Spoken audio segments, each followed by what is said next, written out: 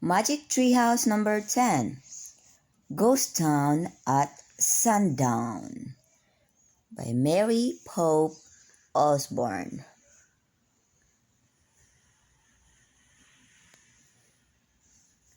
You ready to hear the story, son? Yeah.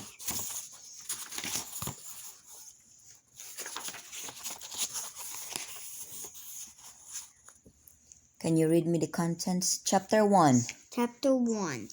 How Wild. Chapter 2. Rattlesnake Flats. Chapter 3. Player Piano. Chapter 4. Hands Off. Chapter 5. Swim. Chapter 6. Splint in the Wind. Chapter 7. A Ghost Story. Chapter 8. Who Am I? Chapter 9. Lonesome Walk. Chapter 10. Echo from the Past. Very good, thank you.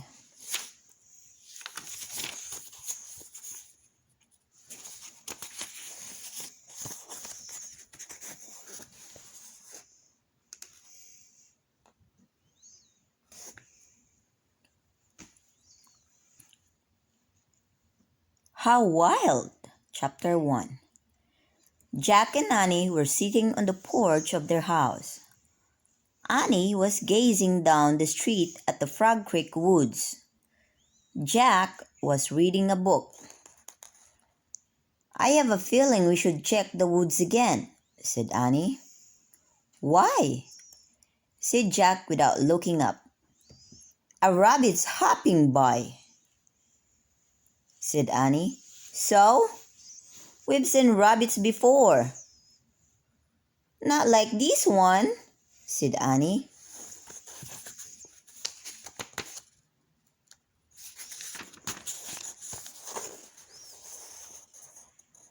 "What do you mean?" Jack stood up and looked with her. He saw a rabbit with very long legs hopping down the street. Soon the rabbit left the sidewalk and headed into the woods. "Here's a sign," said Annie. "A sign of what?" said Jack. "That Morgan's back," said Annie. She jumped off the porch. "Come on." "But what about dinner?" Jack said. "Dad said it will be ready soon." "Don't worry," said Annie. "You know when we leave the treehouse, time stops." She ran across their yard. Jack pulled on his backpack. "Back in 10 minutes," he called through the screen door. Then he followed Annie. They hurried down the street and into the Frog Creek woods.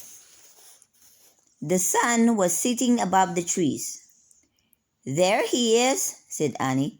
The rabbit was standing in a ray of sunlight.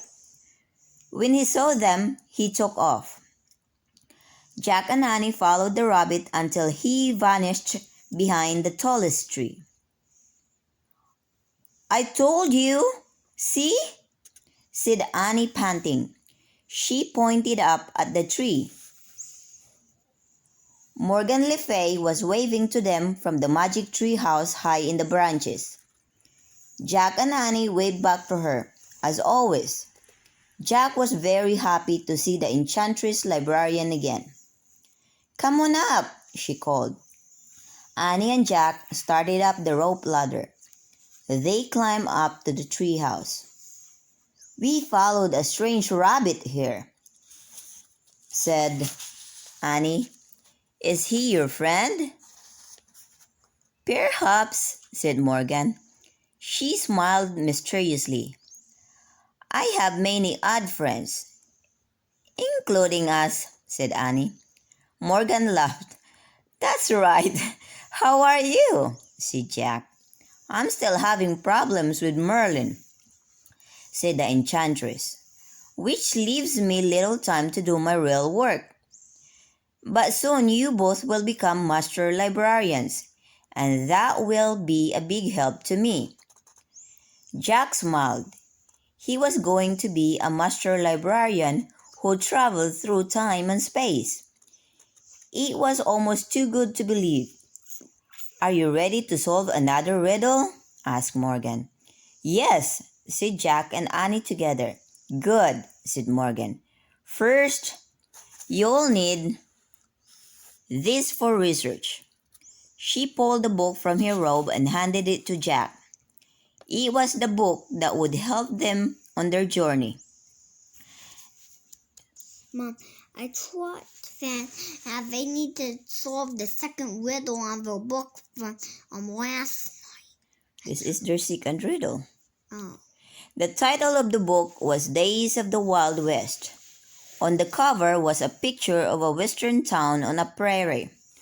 "Oh, wow," said Annie. "The Wild West." Jack took a deep breath. Just how wild? He wondered. Morgan reached into the folds of her robe again and pulled out a scroll. She handed it to Annie. "Read this when the treehouse lands," she said. "Is it the riddle?" asked Jack. "Yes," said Morgan. Then you'll only have 2 more to solve. Are you ready to go?" Jack and Annie nodded. Annie pointed to the picture in the cover of the Wild West book. "I wish we could go there," she said. The wind started to blow. "Goodbye," said Morgan. "Good luck." The treehouse started to spin. Jack squeezed his eyes shut. The treehouse spun faster and faster. Then everything was still, absolutely still. Jack opened his eyes. Morgan Le Fay was gone. A fly buzzed around his head. Chapter 2. Rattlesnakes Flats. The air was hot and dry. Jack and Annie peeked outside. The treehouse had landed in a lone tree on a prairie. The sun was low in the sky. Right in front of them was the town from the cover of the book. In real life, it looked empty and spooky. To one side of the town was a patch of ground with several tombstones. "That's creepy," said Annie.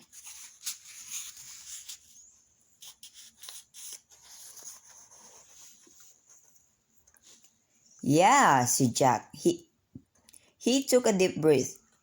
"What's our riddle say?" Annie held up the ancient scroll. She unrolled it. Then she and Jack read together.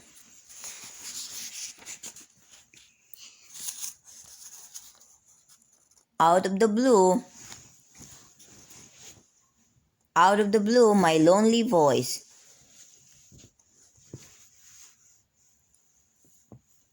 Out of the blue, my lonely voice calls out to you. Who am I? Am I?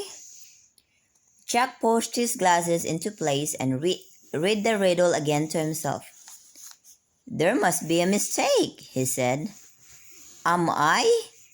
It's written twice." "Well, I don't hear any voices now," Annie said as she looked out the window. There were no human sounds at all, only the buzzing of flies and the whistling of dry wind. "Let's look at the book," Jack said. He opened the book. The pages were yellow with age. He found a picture of the town and read the words beneath it out loud. In the 1870s, Rattlesnakes Flats was a rest stop for the stagecoach that carried passengers from Santa Fe, New Mexico to Fort Worth, Texas. When the creek dried up, everyone left. By 1880, it was a ghost town. "Wow, a ghost town," said Annie, her eyes wide. "Let's take a quick look around," said Jack, "so we can leave before dark." "Right," said Annie. "Let's hurry." She started down the rope ladder. Jack put the old book into his pack. Then he followed Annie down the ladder.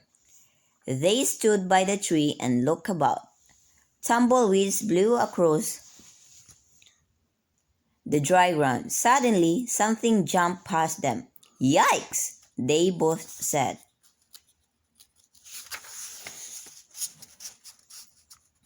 But it was just a rabbit. A lone, long-legged rabbit hopping past them. "Hey, he's just like that rabbit we saw at home," said Jack. "Yeah, that rabbit must have been a sign of things to come," said Annie. The rabbit hopped across the prairie and out of sight. "I'd better take notes," said Jack. He reached into his backpack and took out his notebook and pencil. He wrote, "Rabbits with long legs." "What's that sound?" said Annie. "What sound?" asked Jack. "That rattling sound," said Annie. Jack looked up. "What?" he said. "There!" Annie pointed to a rattlesnake. It was about 100 feet away.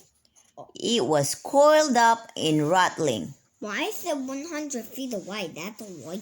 That could how a snake can, as long as can be. Jack took one look at the snake and ran. Annie ran too. They ran past the graveyard and right into the ghost town. "I guess that's why this town is called Rattlesnake's Flats," said Annie when they stopped. Jack looked around. The town was hardly big enough to call a town. There was one unpaved street and a few old buildings. It was quiet, too quiet. "Look, a store," said Annie. She pointed to a building. The faded sign said, "General Store." "Let's look inside. Maybe the answer to the riddle is in there." Jack and Annie stepped onto the porch. The wooden boards creaked loudly. The door had fallen off its hinges. They peeked inside. The air was thick with dust. Spider webs hung from the ceiling. "Maybe we shouldn't go in," said Jack.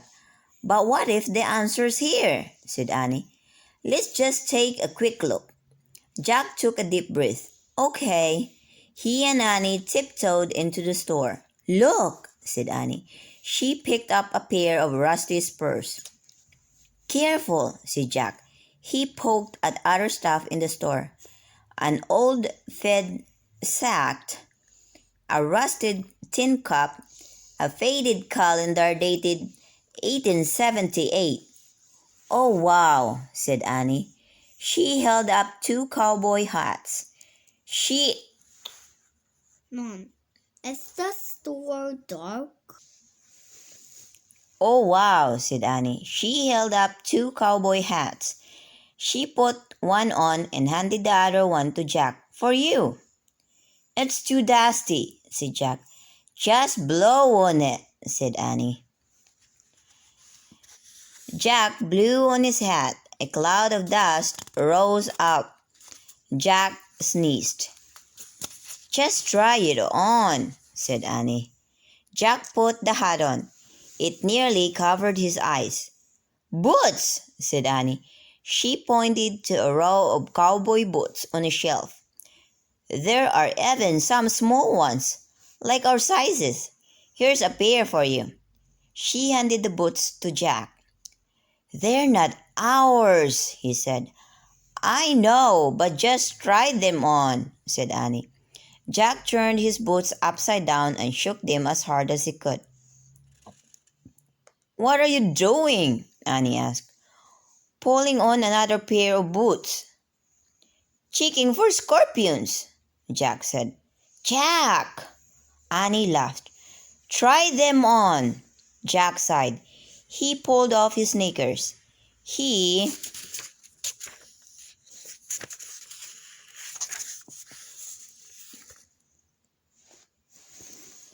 pushed his feet into the boots. He pushed and pushed.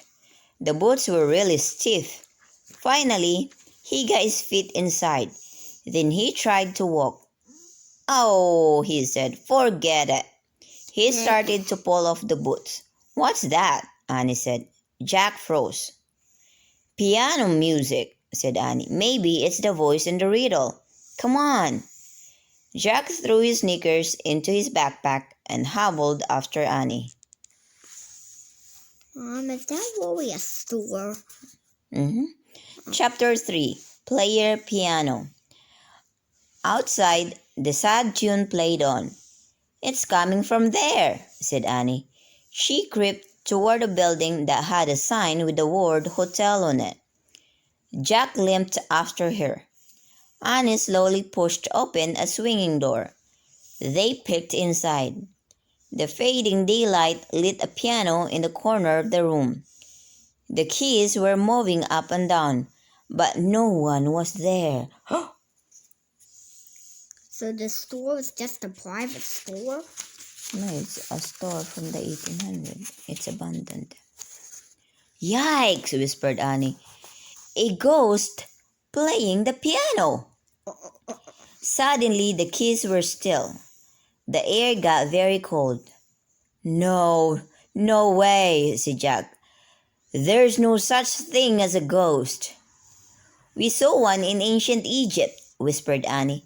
"Yeah, but that was ancient Egypt," said Jack. Even so, his heart raced. "I'll look it up." Jack pulled out the Wild West book. He found a picture of a piano. He read aloud.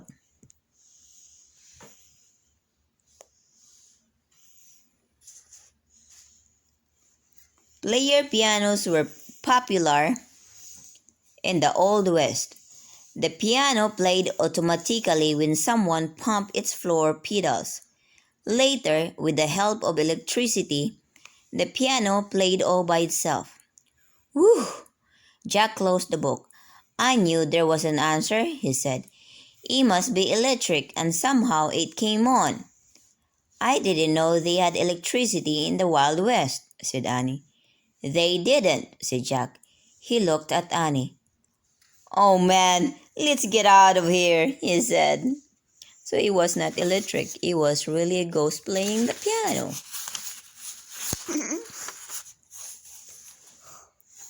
Jack and Annie backed out of the hotel. When they got outside, So when they stamp their feet, a ghost plays a piano? when they got outside, they heard another sound. Horse hooves thumping against the hard ground. A cloud of dust seemed to be moving toward the town. As it got closer, Jack saw 3 riders. They were herding a small band of horses. "Hide," Jack said. "Where?" said Annie. Jack looked around wildly. He saw 2 barrels outside the hotel. "There," he said. Jack and Annie hurried to the empty barrels. Jack climbed inside one and tried to scrunch down. His hat wouldn't fit. He jumped out of the barrel and threw his hat into the hotel. "Mine too," said Annie. Jack grabbed hers and threw it. Then he scrambled back into the barrel, just in time. Jack heard the horses thunder into town. He peeked through a crack in the barrel and saw a blur of cowboys and horses go by. "Whoa, whoa, whoa," men shouted. Jack heard the horses come to a halt. They stamped and snorted. All he could see were shadows through the crack. Dust covered Jack. He had to sneeze. He pinched his nose. The creek bed must have dried up. A cowboy yelled, "This town's a ghost." "Yep, it gives me the shivers," said another. "Let's camp over the rise." Jack really had to sneeze now. He pinched his nose tighter, but he couldn't stop the sneeze. We're hiding in there, but she got a cover. They're hiding in the barrel, empty barrel. He let out a choked "Achoo!" "What was that?" someone said. Just then, a loud whine split the air. Jack saw a beautiful horse rear up. She had no rider or saddle, just a rope around her neck. She was as red as the sunset. She had a wild black mane and a white star above her eyes. "We can't keep fighting this one, boss," a cowboy yelled. Yup, she wants her colt, another said. We shouldn't have left him behind.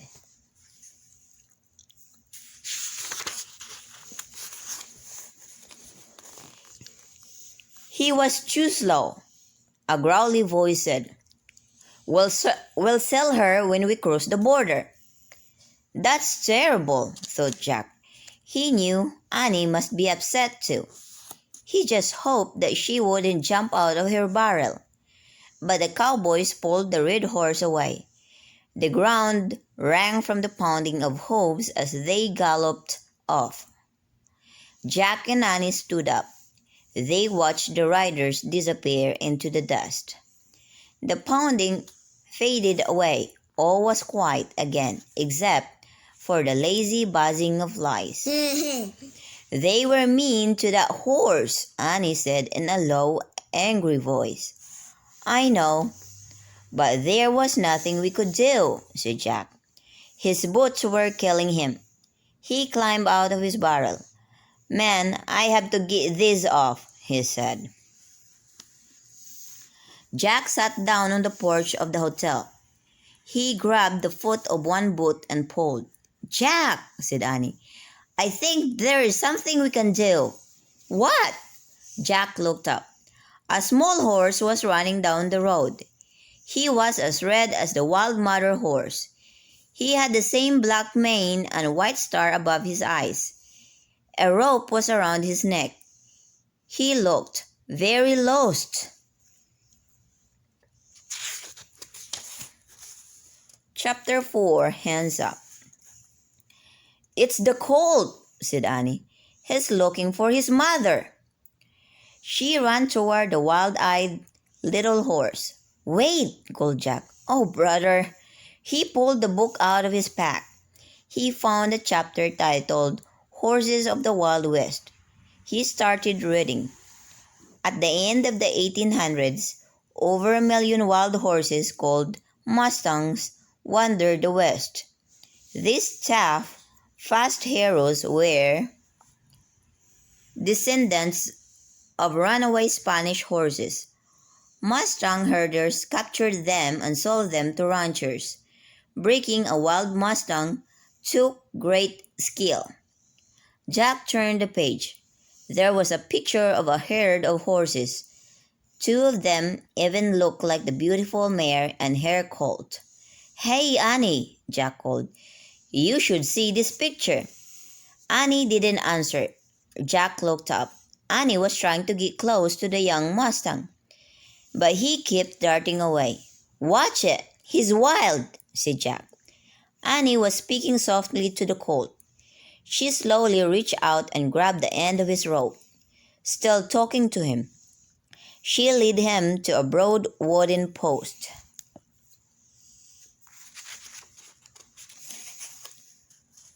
Stop! Don't do anything, said Jack. He flipped the pages of his book. He found a section called How to Treat a Horse. The basic rules on how to treat a horse are simple. A soft hand, a firm voice, a sunny attitude, praise and reward. I've got the rules, shouted Jack. Don't do anything before I write them down.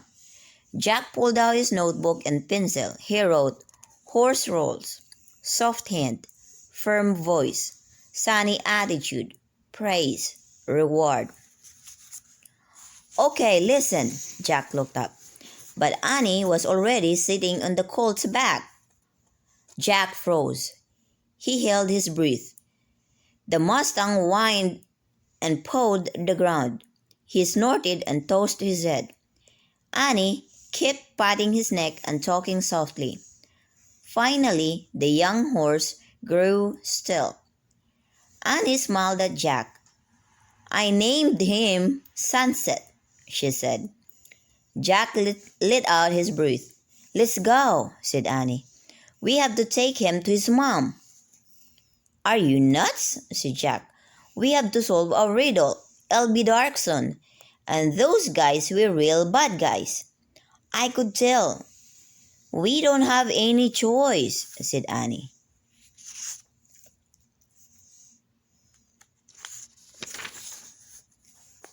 Oh, brother, Jack knew she wouldn't change her mind. Let's see what the book says. He read more about mustangs. Wild mustangs live together in families. The bond between a mare and her young is very strong. His sounds of distress or hunger will always bring her to him. A mustang cannot bear to wander alone. Jack groaned. He looked at Sunset. The young mustang did have a sad look in his eyes. Okay, we'll make a plan, he said. But first I have to get out of these boots. Jack grabbed one of his boots and pulled. Hurry, said Annie. I can't even think in these things, said Jack. He huffed and puffed and pulled. Then a deep voice stopped him cold. Hands up, or I'll shoot. Jack let go of his boot. He raised his hands in the air. So did Annie. A cowboy rode out of an alley. His face was bony and tanned. He was riding a gray horse and pointing a 6-shooter. I reckon you're the smallest horse thieves I've ever come across, he said.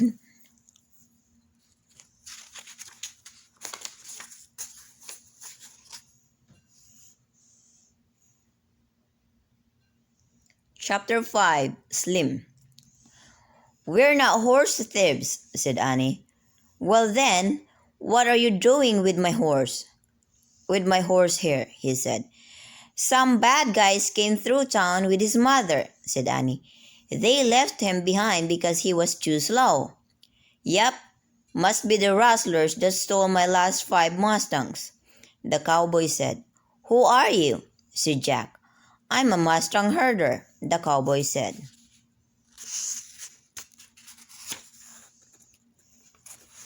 They rode through town. Then Sunset showed up all alone, said Annie. We're taking him to his mother. Sunset? The cowboy said. Yep, Annie smiled. I named him. The cowboy put away his 6-shooters.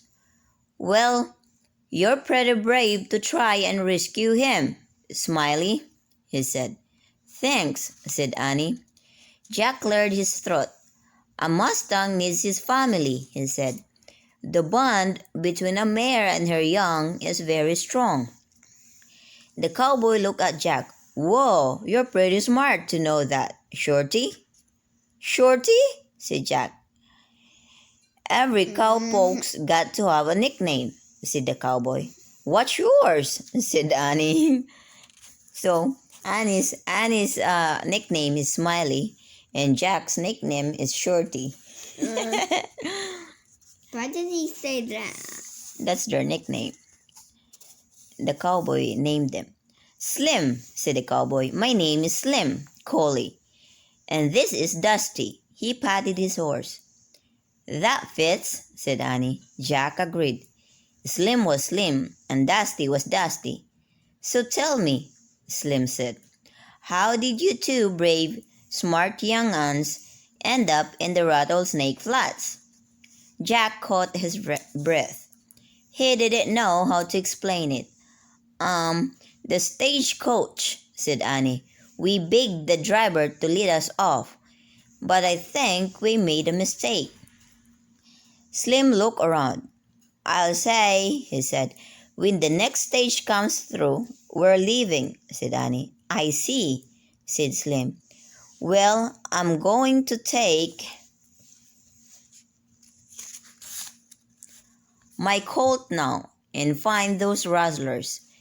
You didn't hear where they were headed, did you? They said they were going to camp over the rise, said Jack. Must be over yonder, said Slim. He looked at a low rise in the distance. The sun was a red ball above it. Better get going before dark, he said. Can we go with you? Said Annie. No, we have to stay here, Jack said quickly. Now that Slim could help Sunset, Jack wanted to look for the answer to the riddle. Plus, he still wanted to take off his boots. Shorty's right to be scared, Slim said to Annie. This is no job for young uns. Scared? Said Jack. Oh, please, I want to go, said Annie. Slim looked at Jack. And what do you want, Shorty?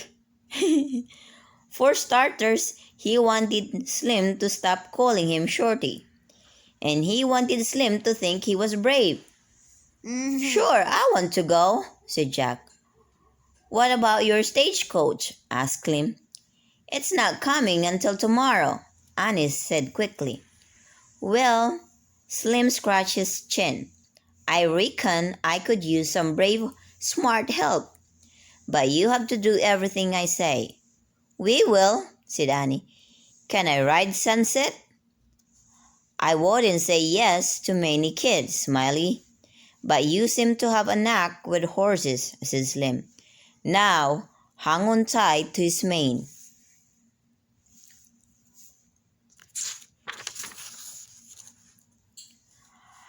I'll just pull him along behind me. Slim slipped the rope off the post. Then he held his hand out to Jack. Put your foot in the stirrup, Shorty, and grab my hand, said Slim. Jack did as Slim said. Slim pulled him onto the front of his saddle. Jack held on to the saddle horn. Sit tight, said Slim. It's not far. Slim snapped his reins. Dusty took off with Sunset right behind him. Jack bounced up and down. His boots hurt. The sunlight blinded him. Giddy up, said Slim. Giddy up, said Annie. The horses galloped across the prairie, dust flying from their hooves. Achoo! Jack sneezed as he bounced along into the setting sun.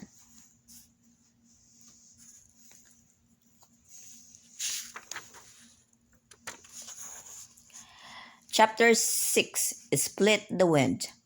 The sky was dark by the time they got to the rise. The wind was cool, almost cold. Whoa, said Slim. Dusty slowed to a halt. They're camped down there, Slim said in a low voice. In that patch of trees. Jack saw a campfire at the bottom of the slope. He saw the horses gathered in a dark clump. One let out a loud whinny. Hear that? Said Slim. The mare. She senses Sunset is nearby. The mare whined again. Sounds like she'd tied to a tree, said Slim. I think the rest of the herd are loose. What's our plan? Whispered Jack.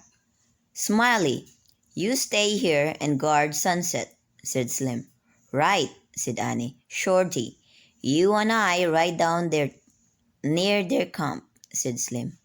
You keep Dusty quiet while I cut the mare loose. How do you keep a horse quiet? Alright. Chapter 6. Split the Wind. The sky was dark by the time they got to the rise. The wind was cool, almost cold.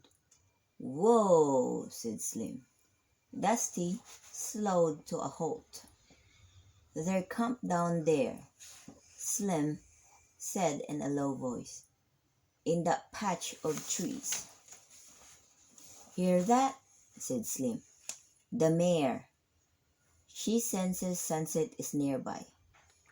The mare whined again. Sounds like she's tied to a tree, said Slim. I think the rest of the herd are loose. What's our plan? Whispered Jack. Smiley, you stay here and guard Sunset, said Slim. Right, said Annie. Shorty, you and I ride down near their camp, said Slim. You keep Dusty quiet while I cut the mare loose. How do you keep a horse quiet? Wondered Jack. Once the mare's loose, she'll break for Sunset, said Slim. Then you and Sunset take off, Smiley. Got it, said Annie. Then we'll split the wind, said Slim. What's that mean? Wondered Jack. Till we get to Blue Canyon, said Slim. "Where's that?" wondered Jack. "All set?" "Any questions?" asked Slim. "Nope," said Annie cheerfully. "Yep, about 1,000,000, thought Jack. "Okay, partners," said Slim. "See you soon." "Smiley, come on, Shorty." "Have fun," said Annie. "Fun?" thought Jack. "Is she nuts? Our lives are at stake." Slim snapped his reins. Dusty started down the rise. Their way was lit by a nearly full moon and 1,000,000 stars.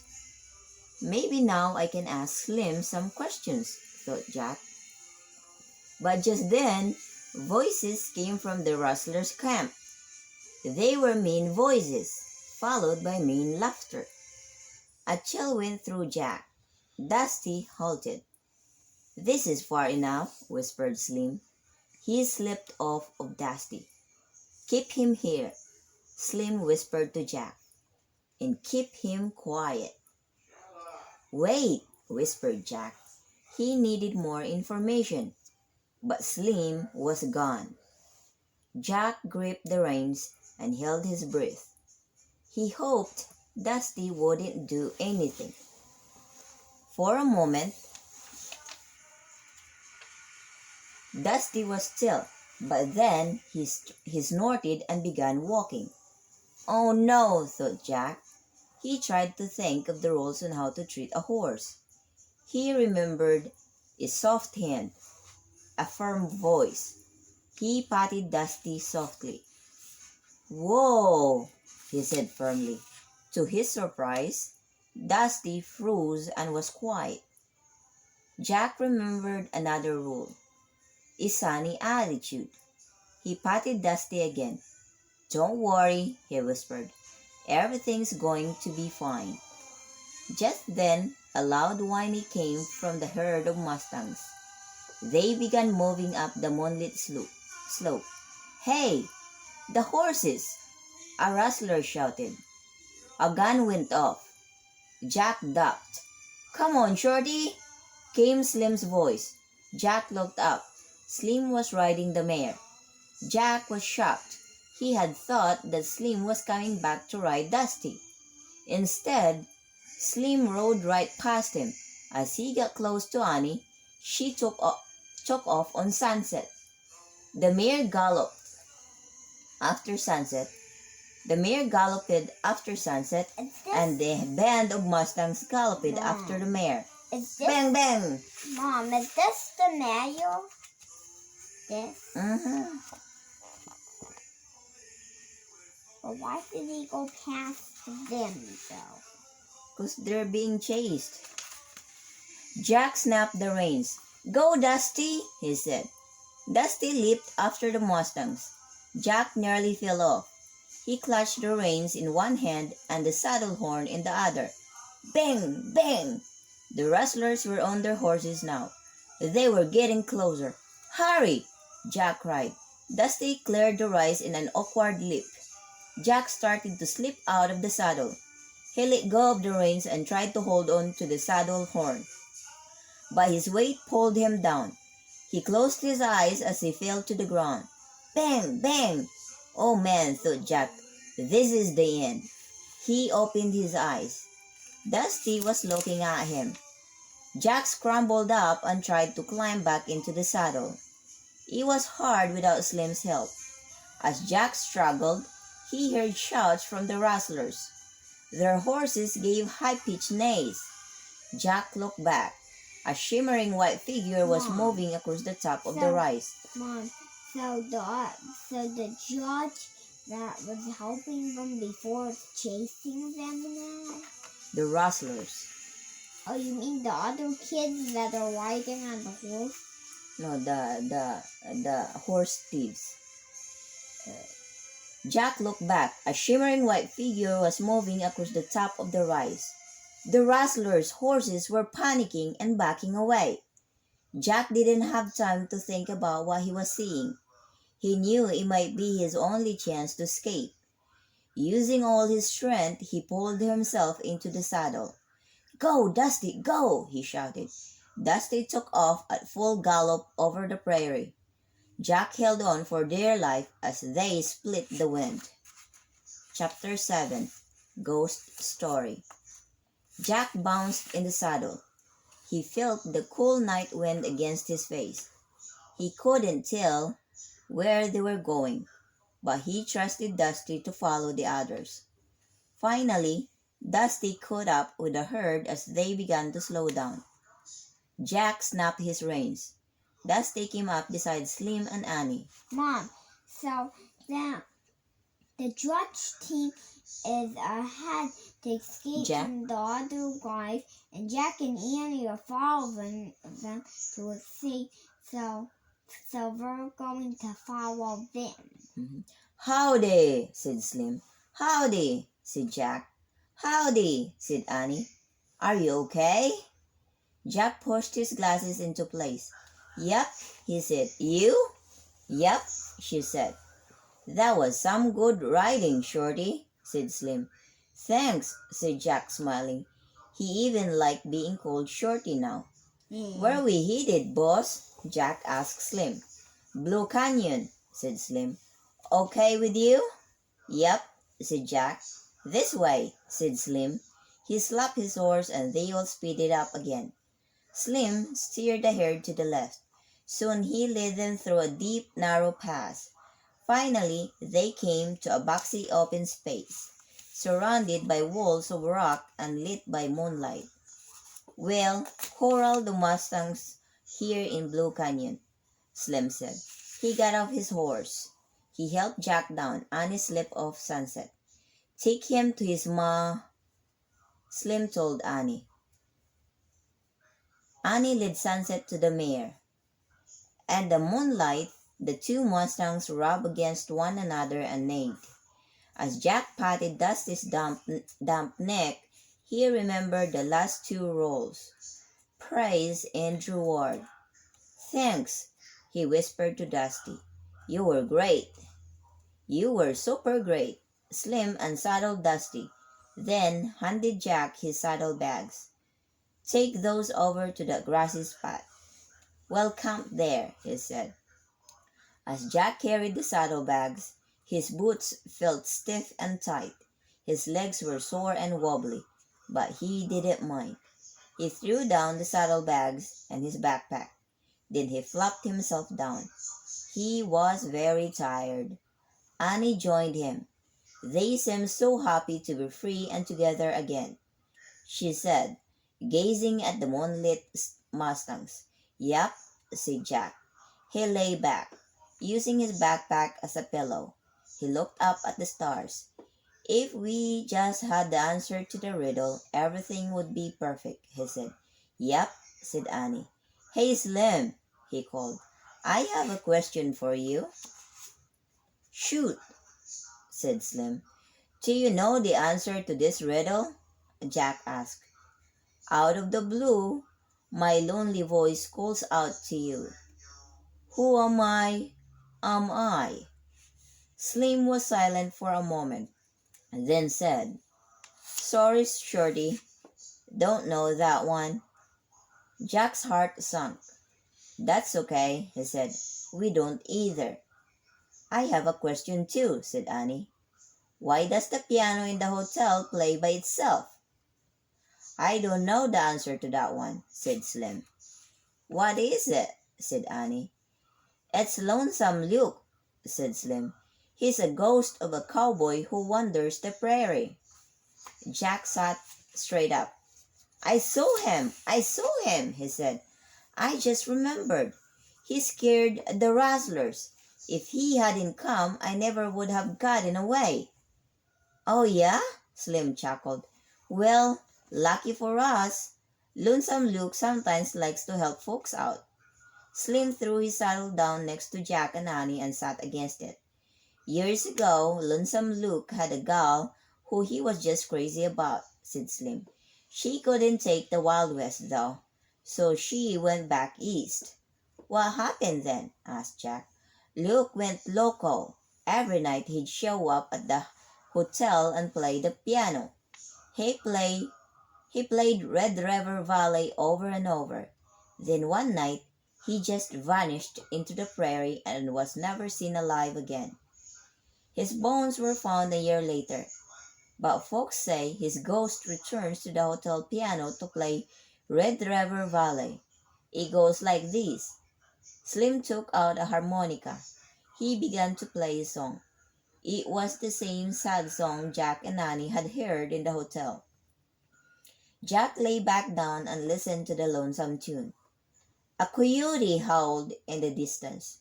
The horses steered in the dark. I better take some notes, thought Jack, but he didn't write a word before he fell asleep. He didn't even take off his boots. Chapter 8. Who Am I? A fly buzzed by Jack's ear. He slapped it away. He opened his eyes. The sun was high above the canyon walls. He had slept a long time. Slim and Annie were sitting by a fire drinking from tin cups. Coffee? Biscuit? Annie asked Jack. Where did you get them? Said Jack. A cowboy always carries biscuits and canteen of coffee, said Slim. He walked over and gave Jack a biscuit and a cup of coffee. It's hard as a rock, Slim said, and better as Muddy River water. But a cowboy takes what he can get. Jack took a bite and a sip. The biscuit was very hard and the coffee was very bitter. But that was okay with Jack. Since cowboys didn't mind, he didn't mind either. I'll saddle up Dusty, Slim said, and take you back to town to catch your stage. Then what will you do? Said Annie. Head south with my herd, said Slim. Sell them. Then ride across the plains and round up more Mustangs. While Slim saddled Dusty, Jack took out his notebook and pencil. He wrote, Cowboy breakfast, bitter coffee, hard biscuits. Hey, Shorty, called Slim. What are you doing? Taking notes, said Jack. What for? He likes writing things down, said Annie. Oh, yeah? Said Slim. Me too. In fact, I first came out west to write a book. But one thing led to another. The next thing I know, I'm a Mustang herder. Slim, you should write your book, said Annie, and let the Mustangs go free. Think so? Said Slim. They looked at the grazing wild horse. I know so, said Annie. Yep, said Jack. Your book should be about the Wild West, Slim. Slim kept staring at his herd. Maybe you're right, he said. I could settle in the Laramie and right there. Wouldn't have to chase after rustlers anymore. Slim turned back to Jack and Annie. Yep, I think I'll be a writer. Let's go, before I change my mind, he said. Yay, said Annie. I'll go tell them. She jumped up and ran to the Mustangs. Jack packed his backpack while Slim packed his saddlebags. Then Slim and Jack climbed onto Dusty. They rode over to Annie, who was stroking Sunset's neck. I told him he's as free as the wind now, said Annie. Sounds good, said Slim. Give me your hand, Smiley. Slim pulled Annie onto Dusty. She sat in front of Jack. Slim snapped his reins. Dusty started off. The sun was hot as Dusty climbed out of the canyon. When they reached the top, they peered down at the canyon floor. The Mustangs pranced playfully, their coats shining in the hazy light. They'll find their way out soon, Slim said, then cut across the prairie. Yell goodbye to your pal, Smiley. Stay with your mother, Sunset, shouted Annie. Goodbye. Out of the blue, a voice called, Bye. You know what is that? I think the answer to the riddle is echo. Annie gasped. Who said that? She asked. The ghost? Nope, said Jack. It's just an echo. It's caused by a sound bouncing off the canyon walls. Slim cupped his hands around his mouth. Who am I? He shouted. Am I? Came the distant voice. Oh man, Jack said softly. That's the answer to Morgan's riddle, said Annie. Echo! See, I'm right. She and Jack said together. Jack looked at Slim. You knew the answer last night, he said. Slim just smiled and snapped his reins. Let's go, partners, he said. Chapter 9, Lonesome Luke. The sun was low in the sky when they reached Rattlesnake Flats. Just let us off in front of the hotel, said Annie. You sure the stage is coming through here? Said Slim. Yep, said Jack and Annie together, in front of the hotel. Slim got down from Dusty, then he helped Jack and Annie down. I hope you'll come to Laramie and visit me, said Slim. He winked. I might be needing some help on my book. Sure, said Annie. Slim climbed back on Dusty. He looked down at Jack. You know, Shorty, he said, you might be short, but you're mighty tall in the brains. Thanks, said Jack. And Smiley, Slim said, your great courage is nothing to smile about. Thanks, said Annie. Good luck with your riding, Slim, said Jack. I'm grateful to you both for steering me straight, said Slim. I promise. I'll thank you someday. Really? Said Annie. A cowboy never goes back on his word, said Slim. Then he snapped his reins and Dusty looked down the street. Bye, Slim, yelled Annie. Slim coolly turned one last time. He waved his hat. So long, partners, he called. Then he rode off into the sunset. Jack let out a deep sigh. Okay, I'm ready to take my boots off now, he said. Me too, said Annie. They sat down on the porch of the hotel. They started pulling off their boots. There, Jack got them both off. He wiggled his toes. He took his sneakers out of his pack and put them on. Annie put hers on too. Man, sneakers never felt so good, said Jack. Suddenly, the sound of a piano drifted through the air. Lonesome Luke, said Annie. Jack grabbed his pack.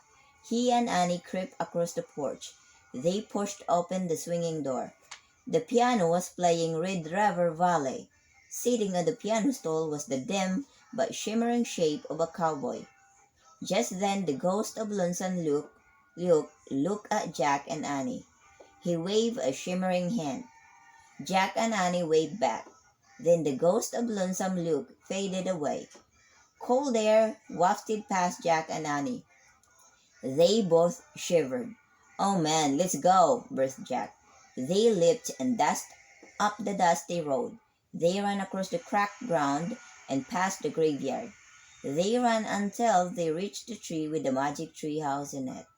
Annie grabbed the rope ladder. She hurried up and Jack followed. They were out of breath when they got inside the tree house. Annie grabbed the ancient scroll. She unrolled it. Yay, she said. The scroll had one glowing word in it. Echo! We got it right, said Annie. Jack grabbed the Pennsylvania book. He pointed to a picture of the Frog Creek woods. I wish we could go there, he said.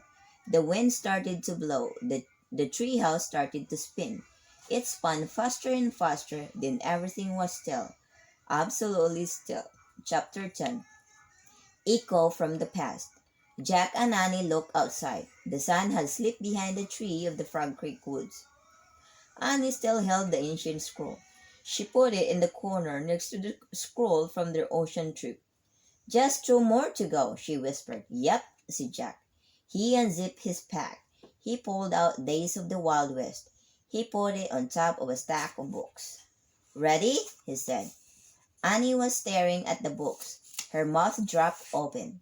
What's wrong? Asked Jack. Annie just kept staring. Have you gone nuts? Said Jack. Annie pointed at the Wild West book. Read the cover, she said. Jack picked the book up.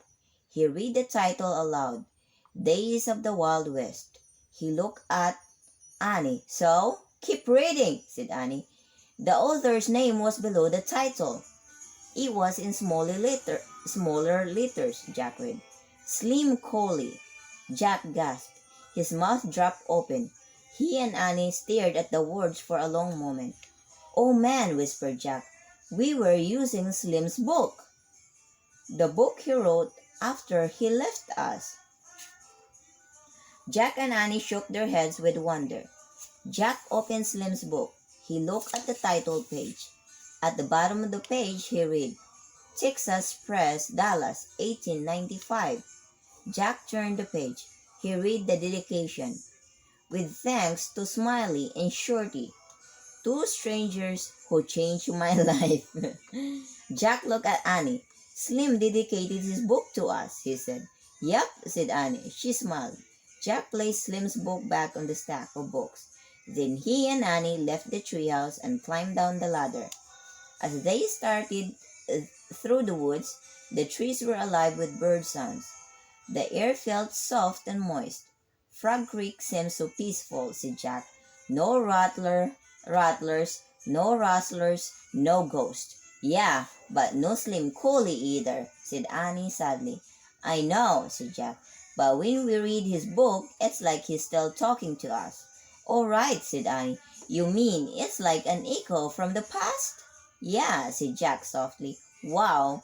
Just then, out of the blue, a voice called, Jack, Annie, it's Dad, said Annie.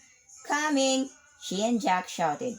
Then they ran all the way home, through the long shadows of the setting sun. That's it. Good night. Mom.